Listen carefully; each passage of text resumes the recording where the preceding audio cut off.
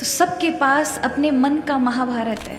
अपने अपने युद्ध चल रहे हैं, अपने अपने कष्ट हैं, अपने अपने संकट हैं। कौन रक्षा करेगा? बोले इस मन की स्वयं भगवान ही रक्षा करते हैं। महाभारत की एक सुंदर कथा आती है। व्यास भगवान कहते हैं, एक बार कुछ लोग व्यास जी के पास गए और कहा कि महाभारत के युद्ध में जब इतना सब कुछ विनाश देखा, अपने ही अपने एक दूसरे को मारने पर तुले हुए हैं, तो व्यास भगवान आप हमको बताएं कि संसार से कैसे व्यक्ति तरेगा, क्योंकि यहाँ किसी का भी पता नहीं कौन अभी आपके पक्ष में है और किस समय कौन सा ऐसा समय आए जो आपको भी प्रेम जैसा दिख रहा है वो आपके विपरीत खड़ा हो जाए।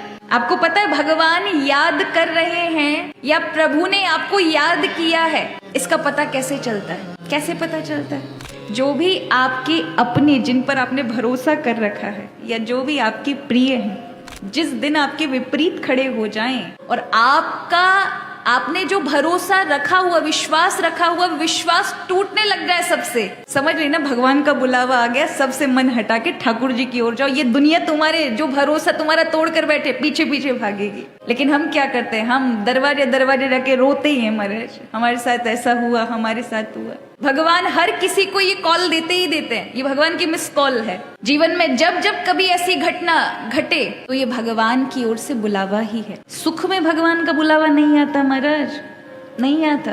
सुख में तो इंसान क्या हो जाता है? और अहंकारी हो जाता है। अहंकार में भगवान की कृपा भी भूल जाता है। जीवन में दुख थोड़े बहुत आते हैं ना, तब अहंकार नम्रता भाव में बनता है, अहंकार गिरता है। इसलिए महाराज व्यास भगवान कहते हैं, महाभारत की ओर लेकर गए। युद्ध में चारों ओर विनाश ही विनाश, लोग मरे हुए पड़े हैं, रथ हाथी घोड़े मरे हैं। व्यास जी ने देखा एक घंटा है बहुत बड़ा, पास ही में एक हाथी मरा हुआ है। उस घंटे को लोगों से उठवाया तो उसमें 4 पक्षी उड़ गए। उस महाभारत के युद्ध में एक सिपाही ना बचा। कौरवों की सेना में मात्र 3 लोग ही बचे और इतना विनाश होने के बाद इस घंटे में 4 पक्षी बचे हुए थे। सबको बड़ा आश्चर्य हुआ। व्यास जी ने बताया कि ये जो घंटा है एक हाथी के गले में बंधा था। महाभारत में इस हाथी को सुतीक्ष्ण के नाम से जानते हैं।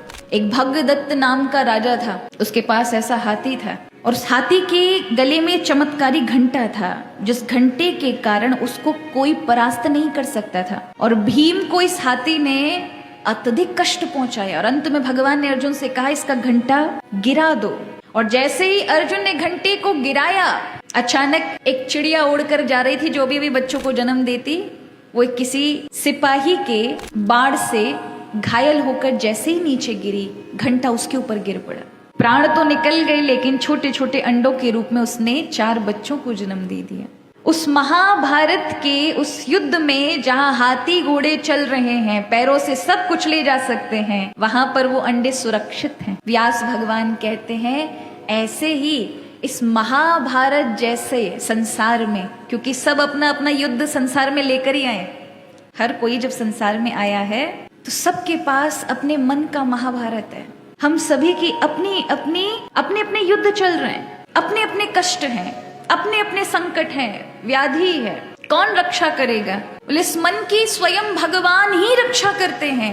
आपके हृदय की, उस हृदय में भगवान विराजमान हो जाए ना, तो इस युद्ध में भी आप निश्चिंत होकर के अपना जीवन जी सकते हैं, आनंद से रह सकते हैं।